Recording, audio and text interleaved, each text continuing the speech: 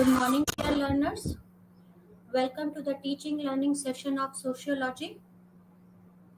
In our previous lecture, we started discussing about Marx. In that lecture, we discussed about the biographical sketch of the Marx and we discussed the few concepts and writings of the Karl Marx. We'll continue with that, and today we'll discuss the dialectical materialism theory given by the Karl Marx. This theory is based on the three laws. There are the three laws of dialectical materialism.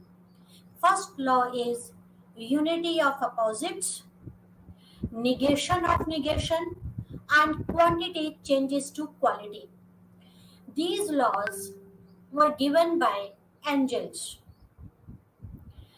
Three laws on which dialectical materialism is based is unity of opposites, negation of negation, and quantity changes to quality.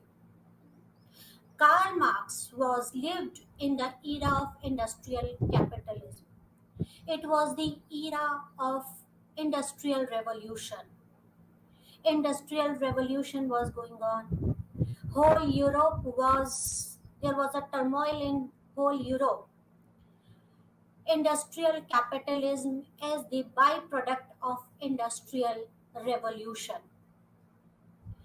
There were some ill effects of industrial revolution or capitalism.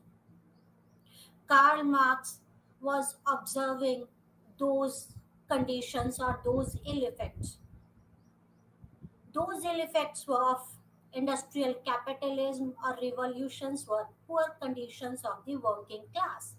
The working class the conditions of the working class was very poor. They were living in slums. They were forced to live in slums. Capitalists were paying them less wages to earn more profits. Poverty was there. Richers are getting rich and conditions of poor were going down because of the less wages paid to the working class by the capitalist to earn more profit. There was a vast economic inequality between the working class and capitalist. Exploitation, there was the exploitation of the working class. Capitalists were exploiting the working class to earn surplus value. There was no working timing, no good working conditions available to the working class, and capitalists were paying them less amount of money for their work. These were the ill effects of industrial capitalism. Karl Marx was against capitalism. Marx wanted to understand the present society. Why he wanted to understand the present society? Because Marx wanted to change it. Marx was against capitalism. Why he was against capitalism? Because of the poor working conditions, because of the exploitation of the working class. He was against capitalism and he wanted to uproot this capitalism. He wanted to change the society. Marx knew that to understand the present, he has to understand the past. Why he wanted to understand the present? Because he wanted to find out a new option for capitalism. What could be there after capitalism, right? So he knew that to understand the present, he must understand the past. So what he did, he started studying the past. Right. The present era was capitalistic society. The present society at that time was the capitalistic society. The nearest past of the present society was the feudal society. He traced back to the past. He read about that society, about the production system, about the relations of productions in feudalistic society. Then again, he traced back to feudalistic society and he studied about slave society. Why he studied about the slave society, feudalistic society, capitalistic society? Because he wanted to predict the future. He wanted to know what after capitalistic society, as change is constant. Only change is constant. One society changes to another, right? Society evolved from one stage to another stage, and present capitalistic society is result of evolution of slave society to feudal society and evolution of feudal society to capitalistic society. He wanted to know what after capitalism, what will be the future. Only if he could know the future, he can tell the way to uproot the capitalism. Right, so he wanted to understand the present, and to understand the present, he traced back and studied about the evolution of the society or the development of the society. While he was studying about the society, evolutions of the society from one stage to another, that is from slave society to feudalistic society to capitalistic society, so that he can find out what could be after capitalistic society. He wanted to know, he wanted to explore, is there any identifiable laws which explains the development of society? Is there any relationship between the evolution of society? Is there some common link between the evolutions of society? What was the reason the slave society evolved to feudalistic society and feudalistic society evolved to the capitalistic society? He wanted to know the reason. He wanted to know the law. What is the identifiable laws which can explain the development of society? Right? He tried to find out the link between the evolution of one stage of society to another stage of society. Right? He wanted to what lies after capitalism. This was the main objective. He wanted to know what after capitalism. Marx has the answer to these questions. In answer, Marx gave the theory of history. Theory of history, right? He said that there is a link or there is an identifiable law which is responsible for the evolution of one form of society to another form of the society. That there is a link. Because of that reason, because of that link, the slave society evolved to feudalistic and feudalistic to capitalist, and because of that, the capitalist will evolve to the next one. Right? So Marx gave this theory of history, and this is dialectical materialism. This is also known as historical materialism and materialistic conception of history. Historical materialism, as I told you in our last lecture, why he called it historical materialism, because he studied the past, he studied the history, he studied the how the one society evolved from one stage to another stage. He studied the history of each and every society and tried to find out the link, tried to find out the reason. That's why it is called the historical. And materialism, he interpreted the evolution of one society to another society on the basis of economy or on the basis of material. According to him, material is the reason for evolution of one stage of society to another stage of society, right? So, dialectical materialism or historical materialism or material conception of history is one of the same thing. These three phrases represents the one thing: dialectical materialism, historical materialism, and materialistic conception of history. What is dialectical materialism? See, it is made up of two words: dialectical and materialism. To understand dialectical materialism, first we should understand what is materialism, then we should understand what is dialectical, and then we will combine the two, dialectical and materialism, and then we'll explain this. I'll explain it to you. First of all, try to understand what is materialism. What is materialism? We can divide the philosophers into two categories: idealistic philosopher and materialistic philosophers. Right? There are two types of philosopher: idealistic philosopher and materialistic philosopher. Marx is a materialistic philosopher. To them, matter is everything. Matters a lot to them. And idealistic society, Hegel is one of the idealistic philosopher. I'm sorry, not society, philosopher. Hegel was one of the idealistic philosopher. In their attempt to explain the nature of reality, philosopher opt two categories, or philosopher opt two approaches. Right? Philosopher opt the two approaches to explain the nature of reality, and these two approaches are idealism or idealistic approach, or materialism or materialistic approach. Right? So philosopher opt the two approaches to explain the reality of the nature. Right? Idealism. What is idealism?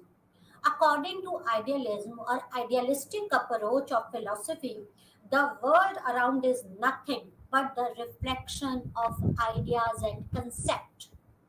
For them, idea is everything. Right? Idea is everything. A word is nothing but it's a reflection of ideas, it's a reflection of concept. Because of idea, this world exists.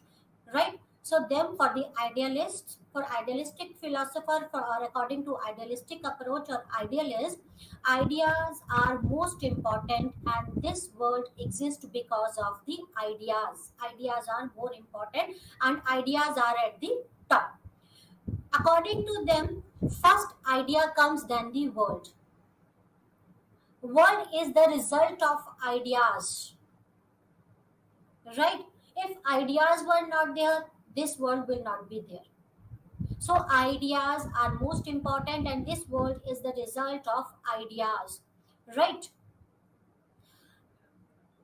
Idea constitutes the reality, not their worldly manifestation. Right? Try to understand this. For idealistic philosopher, or according to idealism, ideas are at the top. Ideas are responsible for the existence of world. Our conceptions are the one which are responsible for the existence of the world. Our word is nothing but the imperfect copies of the ideas. This materialistic world is nothing but the imperfect copies of the ideas. So, according to idealism, ideas are at the top and material world is at the bottom. It is because of the ideas this material world exists. Material world is nothing the but imperfect copies of the ideas. This is idealistic approach or idealism. Right? J.W.F. Hegel was one of the idealistic philosophers. What is materialism? Karl Marx is one of the materialistic philosopher. According to materialistic philosophy or materialism, what is real in the material world? What is real is the material world, and not the and ideas are just reflections of it. According to materialistic approach or materialism, what is real is material world. Material world matters a lot, and ideas are just the reflection of material world. It is not because of the ideas the world exists. It is because of the material world the ideas come into human's mind. Right? So according to this is opposite to idealistic approach. Right? According to idealistic approach, ideas are at the top. According to materialistic approach, materialistic world is at the top, and because of the materialistic world the ideas exist or the ideas comes. So, what is real is the material world, and ideas are just reflection of it. But if ideas are there, according to materialism, it is not like that. Ideas doesn't exist. Ideas exist, but because of the material world, the ideas exist in material world. According to materialism, first comes the world, then the ideas. The world comes first, and then the ideas. Right? Our ideas and concepts depend upon how we are and where we live, who we are and where we live. Uh, it is not the consciousness which decides our existence in the material world, or our material existence, but it is material existence which decides our ideas.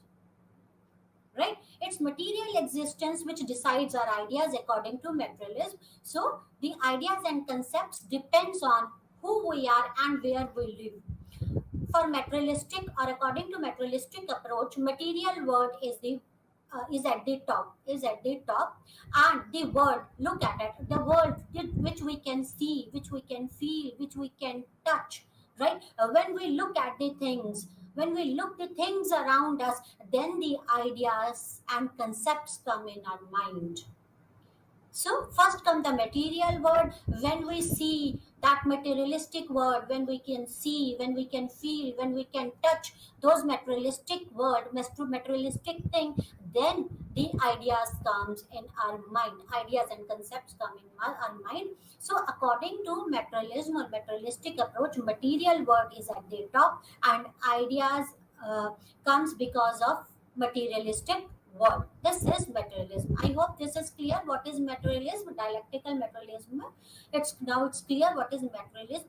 There is a difference between the idealistic approach and materialistic approach. According to idealistic approach, ideas are most important, and according to materialistic approach, matter is important. Right? Because of matter, ideas come. Right?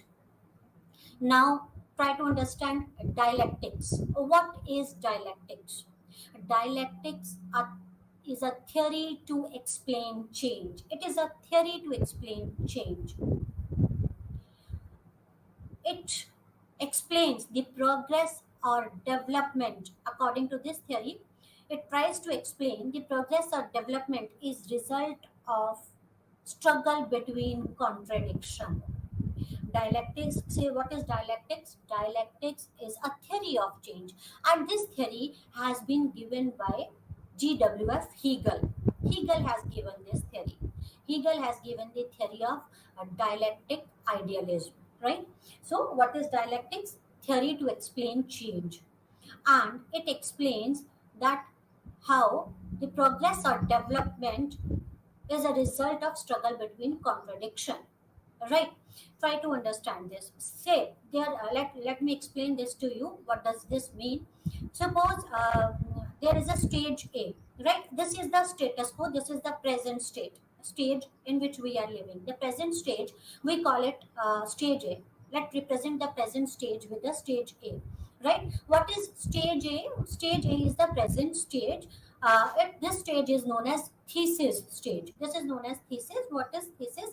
Thesis is nothing but widely accepted rules, or the widely accepted uh, phenomenon of that time is thesis.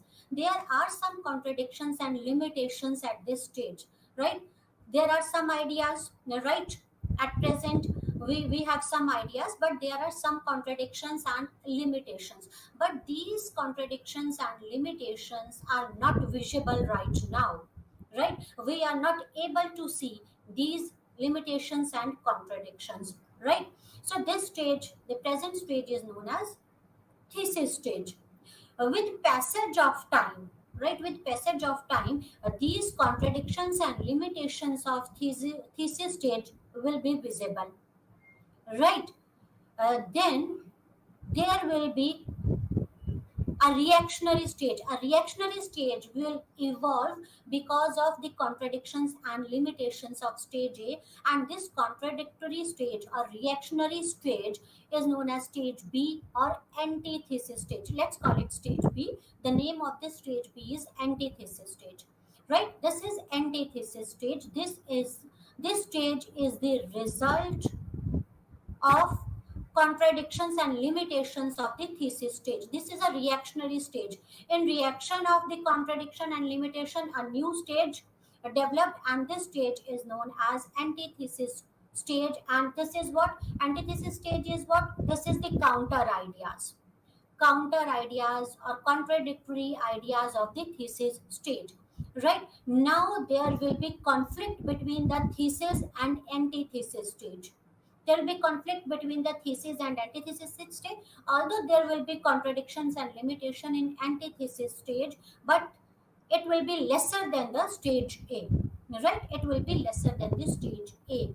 Contradictions will be there in antithesis stage, but it will be lesser than the stage A, than the thesis stage. Now there will be conflict between the thesis and antithesis stage.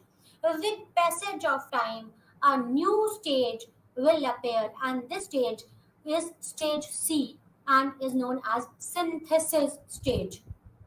This is a progressive or development stage. Because of the contradiction between the thesis and antithesis, a new stage develops, and that stage is known as synthesis stage. And this stage is the progress or the development. New ideas come up. When there will be contradiction, new ideas will come up. There will be contradictions in stage C also, but it will be lesser than the stage B and stage A. Contradictions will be there, limitations will be there in synthesis stage, but lesser than the stage B and the stage A. And this process will continue until and unless we will reach to the perfect stage. Right? After some time, the synthesis will become the thesis, that is the present stage, that widely accepted stage. Then antithesis will develop as a reaction to the thesis stage, and then there will be new synthesis, and then that synthesis will become the thesis and antithesis and synthesis. This is a cyclic process and will continue until and unless we will reach to a perfect stage. Now, what is a perfect stage? Questionable, right? So this is dialectics, a theory to explain change. This is how evolution occurs, or this is how changes happen or occurs. That is thesis stage. Then comes a reactionary stage known as antithesis stage, and the developmental stage, that is the progress stage. Then that progress stage becomes thesis stage, right? Hegel explained this given this theory of dialectical idealism, right? According to Hegel, right, these stages, thesis stage, antithesis stage, and synthesis stage, appear because of change in ideas. Like according to Hegel, each stage ideas are responsible for the changes. Ideas are responsible for thesis stage, then the new ideas emerge. These ideas are responsible for antithesis stage, and then there will be conflict between the ideas of thesis and antithesis stage, and then new idea will eventually develop into synthesis stage. According to Hegel, ideas are engine of history मतलब evolution of the society occurs or occurs because of ideas, right? So according to Hegel, ideas are responsible for development of the society or for social change in that ideas are responsible for social change according to Hegel. So according to Hegel, there will be some ideas in the thesis stage, then in the reaction the new ideas will come up in antithesis stage, then there will be contradiction between the thesis and antithesis stage, and new stage will come up, and that stage will be the synthesis stage, right? So ideas are the one who which are responsible for the evolution of this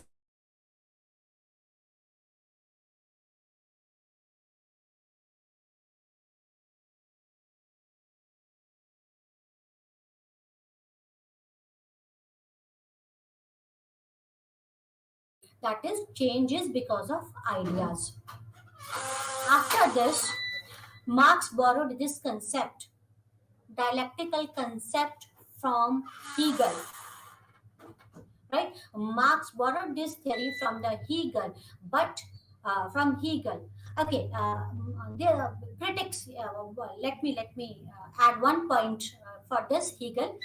Critics asked the Hegel, this process is like infinite process, right? That thesis, synthesis, and antithesis and synthesis, then thesis, synthesis, antithesis and synthesis. It is like infinite solution. When will it end? What is the end of this process? When will we reach at that perfect state?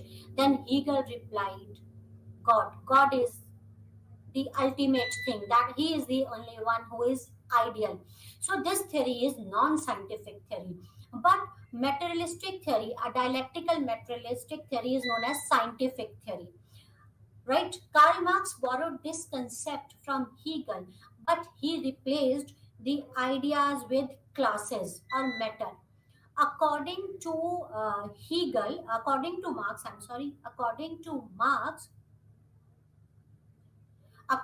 Marx, each stage refers to a class.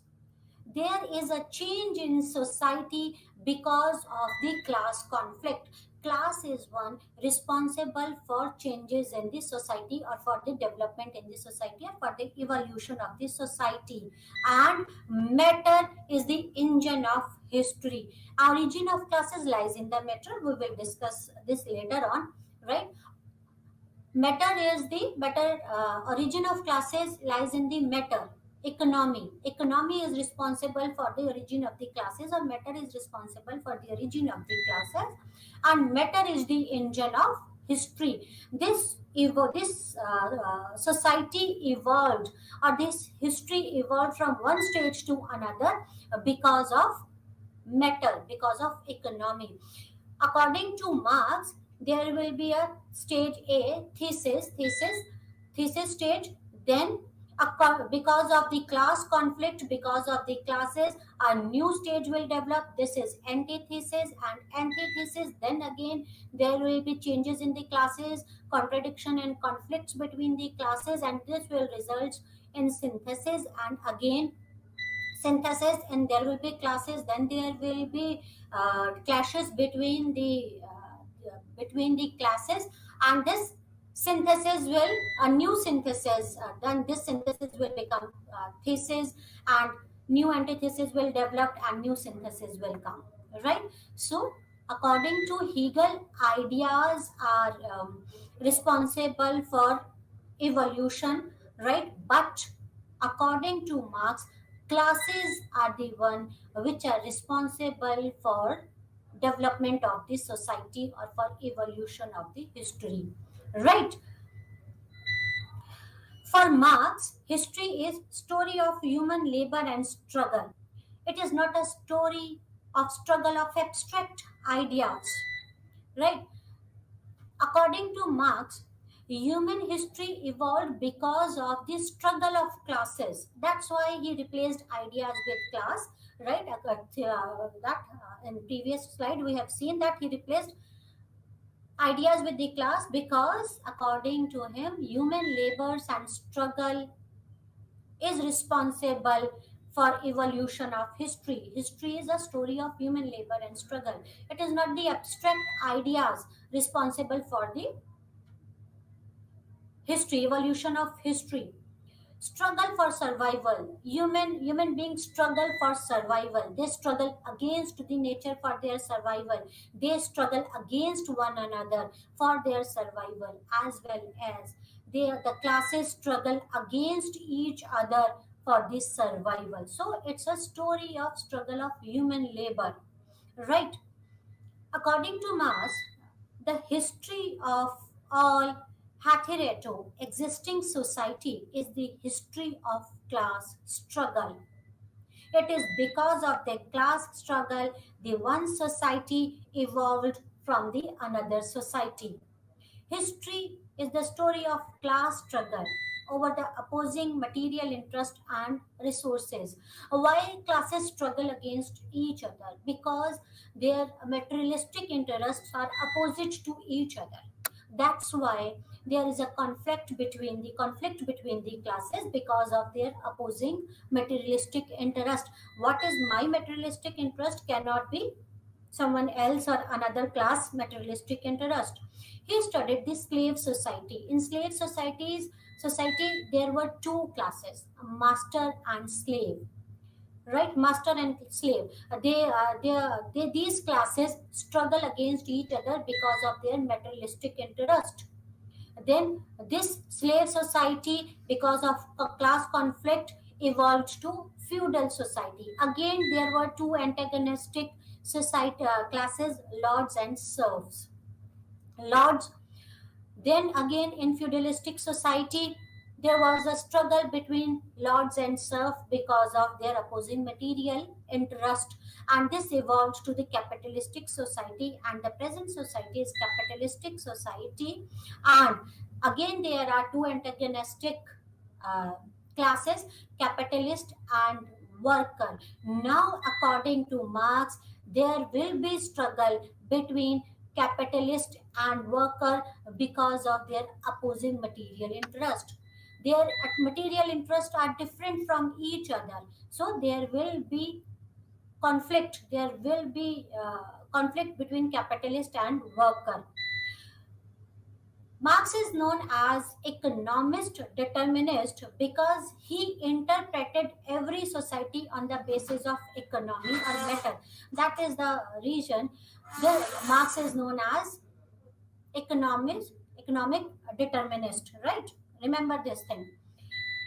Origin of classes. According to Marx, the origin of classes lies in matter, right? When he had given the theory of dialectical materialism, he said that classes are the one who are responsible for the evolution of society, and for evolution of classes or for the origin of classes, matter is responsible. How classes originated? According to Marx, before men do anything else, they must produce the means of their subsistence. Everything else follow from the necessity to produce material means for our subsistence. It is very important. Before we do anything else, it is very important to fulfill our requirements, to fulfill our basic needs for the survival, for our subsistence. It is very important to to produce material. That is, material production is one. Material production is very important for human beings subsistence. So what is the basic activity according to Marx is material production. What we need for our subsistence? We need food, we need clothes, we need shelter. That's it. These are the three basic requirements. These are the three things which are required for our survival or subsistence. So these are the three these are the three basic needs. We need to produce these are the materialistic things, and it is very important for human being to produce these material, right, for the existence. This is materialistic production. Materialistic production has two aspects. Materialistic production has two aspects. One is material forces of production, and another is social relation of production. What is material forces of production, or we call it means of production? Material forces of production is what helps in production, what all we need to produce. We need raw material, we need machines, we need tools, factories, equipments, right? So material forces of production. So for material production, there are two aspects for material production: social relations of production and materialistic material forces of production or means of production. Means of production is what all helps in production, whether it's a raw material, machinery, tools, factories, equipments. Next, the another aspect of material production is social relation of production. What is social relations of production? Social relation of production means how you are related to the forces of production or means of productions. Right? There are two ways to relate to the forces of production, how one is related to the forces of production, right? How we are related to raw material, machines, tools, factories, lands, equipments. There are the two ways that human beings are related to forces of production. One is who